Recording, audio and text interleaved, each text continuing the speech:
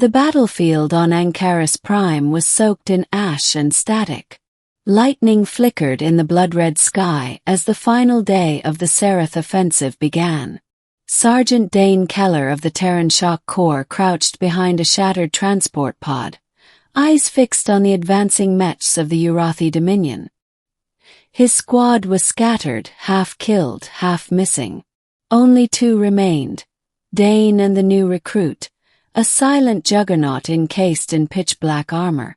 The armor looked outdated, pre-dynastial plates reinforced with ceramic overlays, and the helmet was bulky, with no distinguishing insignia. Had no rank, no name. Just a distorted voice that made Dane wonder if it was even human under there. "Status, rookie," Dane barked over the comms. The armored figure turned, nodding silently. The voice that returned was filtered, metallic, almost like a broken synth. Functional. Awaiting orders. There was something strange about the modulation. Too smooth, almost rehearsed. But Dane didn't have time for mysteries. A Dominion dropship had landed a click east, and recon scans showed movement toward the wrecked spire where the Terrans made their last stand. "We hold the tower," Dane said. "That spire goes down, Earth loses its foothold on this planet."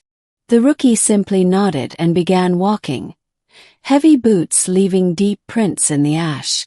By the time they reached the spire, gunfire rained from all sides. Plasma bolts scorched the outer shell of the once magnificent communication structure. Dane took cover behind a collapsed antenna. The rookie, they walked into the storm like a ghost. Without hesitation, the armored figure activated a shield emitter, the curved blue field flaring up as bolts splashed harmlessly across it. A Dominion soldier charged forward, twin blades drawn. The rookie sidestepped, grabbed the attacker by the throat, and crushed his helmet like it was papier-mâché. Dane's rifle jammed, and 2 Urathi came charging toward him.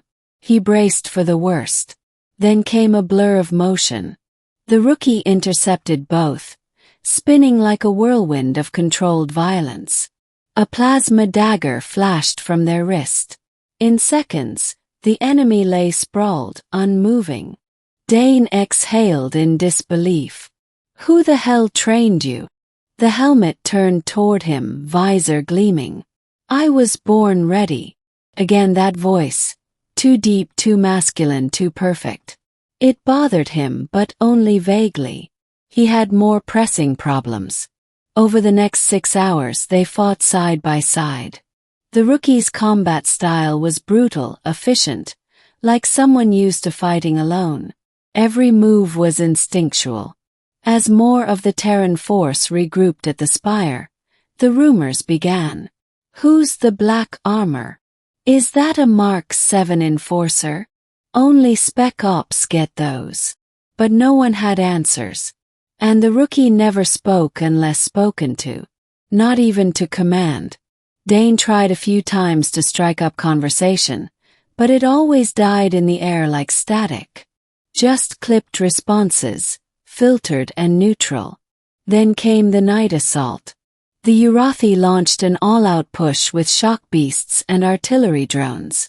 The spire groaned with each hit. Dane's shoulder was dislocated after a support beam fell on him, bleeding and cornered in the lower chamber. He fired blindly to keep the swarm at bay. Just as the drones prepared to finish him off, the rookie burst through the blast doors. 1 shot. 1 kill. 3. A drone impaled, another sliced in half by some kind of kinetic blade. "Hold still," the rookie said. Dane felt hands under his arms, hauling him out like a sack of supplies. Despite the armor, the touch was gentle. Strangely so. "You okay, rookie?" he gasped. "Minor abrasions. Prioritizing you." That tone again. So flat. So calculated. "Cut the act. You've saved my ass 6 times today.